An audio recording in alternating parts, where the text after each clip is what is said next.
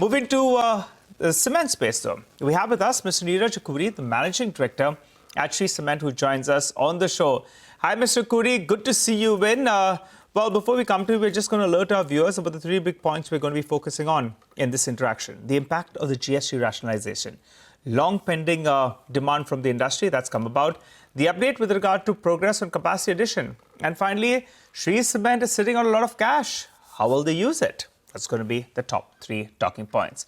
Well, Mr. Akhoury, pleasure having you on the show as always, sir. Let's get straight to the first point. Well, considering the recent GST rate cut, how does the industry dynamics change? 2 points I want to understand. One is, what is the effective price cut you have already taken? And second, do you maintain that volume growth stance of around 4 to around 5% year on year for FY26? So, Nigel, good morning, and thank you for having me on the show. First of all, this is a transformational step, something which we were long expecting. And now that it has happened, we are absolutely clear and confident that it is directionally good for our industry, both for demand growth, but also for ease of doing business.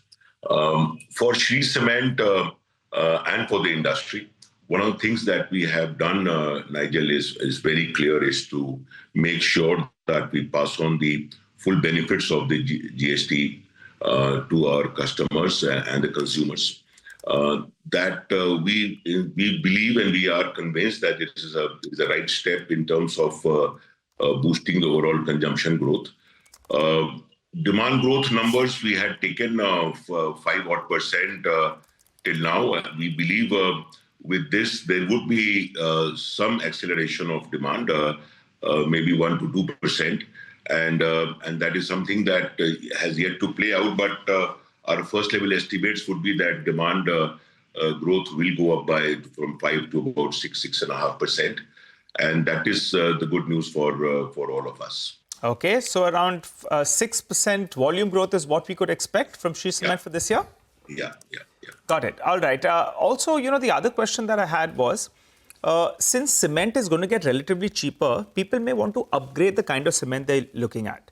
I think premium sales for you as a percentage of trade sales is roughly around 17%. You could correct me on that number. So do you think that's likely to be the case, where people start using better quality cement, more premium cement, and that would help you in terms of premium as a percentage of your sales mix moving up? So, Nigel, in any market, there will always be a different segment of buyers. Value buyers will remain value buyers, and people who would like to upgrade will like to use this opportunity of reduction of cement prices to upgrade the quality of product that they are buying across segments. We believe that, yes, premium cement sales for us would go up.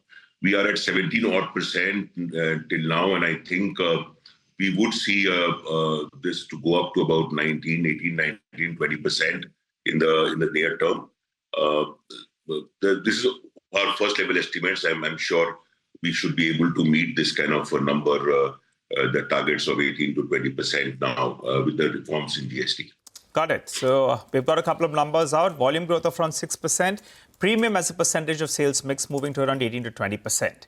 But do you maintain that strategy, value over volume strategy? And are you on course to deliver that EBITDA per ton number of around 1,350 to 1,400 rupees for FY26 on the whole?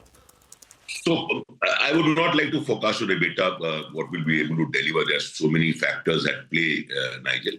Having said that, we do believe that our strategy of value over volumes has played out well for us, and that is something that we would be very keen to continue in the future as well. This is something that is helping us to improve our brand presence, is helping us to improve our results, and that's a strategy that we would like to follow in the coming months as well. But you are able to hold on to what you have been doing. Last quarter was more than 1,350 rupees. So that should be par for the course, right? Yeah. Run us through your capacity addition plan, sir. You've had that target of around 80 million tons. By the end of this year, what will the capacity be? Next year and post that as well.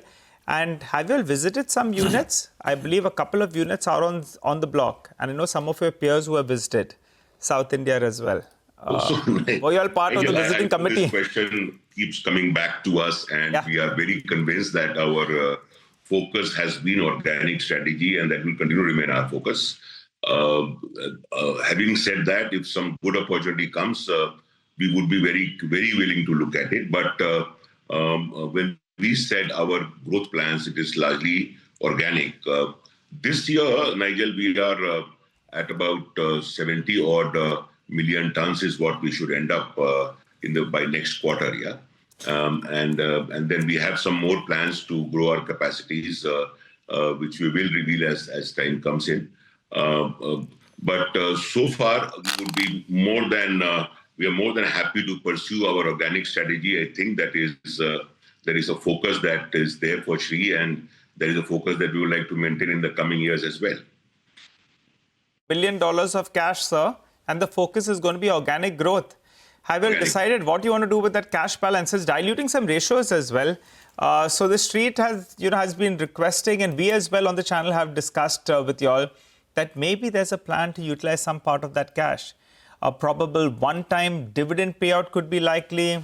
I don't know whether buyback makes sense as well, going by the change in taxation rules. But should we hear something about it, say at the end of this quarter when you report your numbers?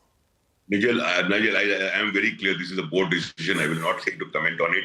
But we have solid plans on how to use this cash to grow our capacities in the coming years.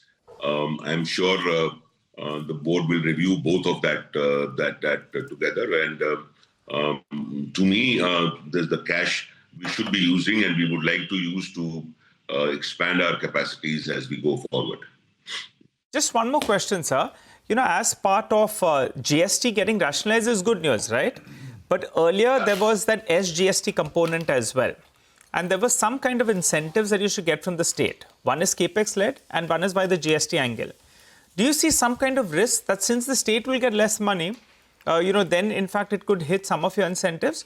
Or do you think that y'all are reasonably protected on that front and it will not be that big an impact? It will not be that big an impact, Nigel. There are places where we have fiscal incentives, and most women, the way forward would be that we would like to sell little more in those plants. So I don't see any material impact on the SGST component of the fiscal incentives on our results in the coming years. Final question then, in UAE, you all had announced an expansion plan out there. Could you tell us how is that progressing? What's the expansion plan? Because some on the street thought that unit was struggling, but then you'll clearly see an opportunity that you're going ahead and increasing capacity there. So as you know, Nigel, UAE has been doing very well in the recent past. The demand in the country is also, and not only in the country but in the region, is positive, and therefore we decided to pursue an expansion in our UAE plant. The plan is already under execution. The construction has already started, and we expect that by next year end, we should be able to commission that new capacity of 3 million tons in the UAE as well. Mr. Akhoury, always a pleasure, sir, having you on the show. You're sounding reasonably optimistic about the prospects ahead. September would be a little bit dullish owing to the monsoon as well as GST 2.0 coming into play. But for the year, 6% volume growth, EBITDA could be maintained in that vicinity of what we have seen in the past, and premium sales could get a bit of a leg up. So thanks a lot for joining in. Bye.